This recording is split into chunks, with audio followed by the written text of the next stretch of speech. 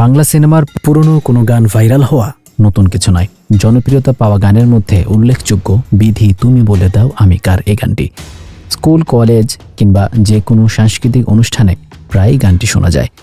ফুল নেব না অশ্রু নেব সিনেমার সেই গান নিয়ে হঠাৎ আড্ডা শুরু করলেন এক সময়ের জনপ্রিয় নায়ক আমিন খান ও বর্তমান তারকা শাকিব খান। সম্প্রতি শাকিব খানের ইউটিউব চ্যানেল থেকে প্রকাশ পাওয়া এক আড্ডার ভিডিওতে দেখা গেল শাকিব খানের সঙ্গে আমিন খানকে। সিনেমা আর গান নিয়ে জমে উঠল স্বল্প সময়ের আড্ডা। এই আড্ডার শুরুতে আমিন খান শাকিবের কাছে জানতে চান আর কতদিন, সেই 10-12 বছর তো হয়েই গেল, একসঙ্গে কোনো কাজ করা হয়নি। পরে শাকিব খান নিজেই জানান আরও বেশি সময় ধরে তারা একসঙ্গে কাজ করেনি।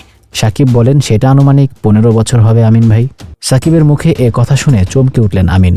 দুজন জানান তাদের একসঙ্গে কোনো কাজই হচ্ছে না। সেই আড্ডার ভিডিওতে অনেকেই প্রশ্ন করেছেন তাহলে কি এই দুই তারকা একসঙ্গে অভিনয় করতে যাচ্ছেন, কি বলছেন তারা।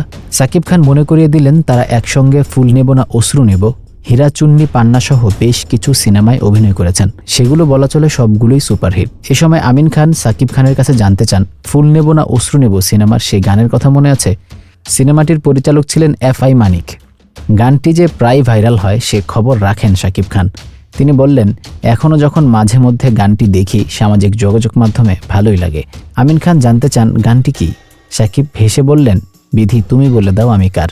পরের অংশ আমিন খান গেয়ে শোনান দুটি মানুষ একটি মনের দাবিদার।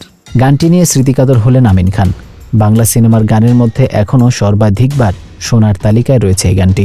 গানটির ইউটিউবে ভিউ রয়েছে 99 মিলিয়ন। গানটিতে নায়িকা হিসেবে ছিলেন শাবনূর। সিনেমা মুক্তির সময়ও গানটি জনপ্রিয়তা পেয়েছিল। আমিন খান বললেন প্রেমে যারা ছ্যাঁকা খায় তারা কিন্তু এখনও এই গানটি গায়। পরে একসঙ্গে কাজের আগ্রহ জানান আমিন খান। একসঙ্গে তাদের অভিনয়ের পরিকল্পনা থাকলেও আপাতত তারা একটি চুক্তি করেন।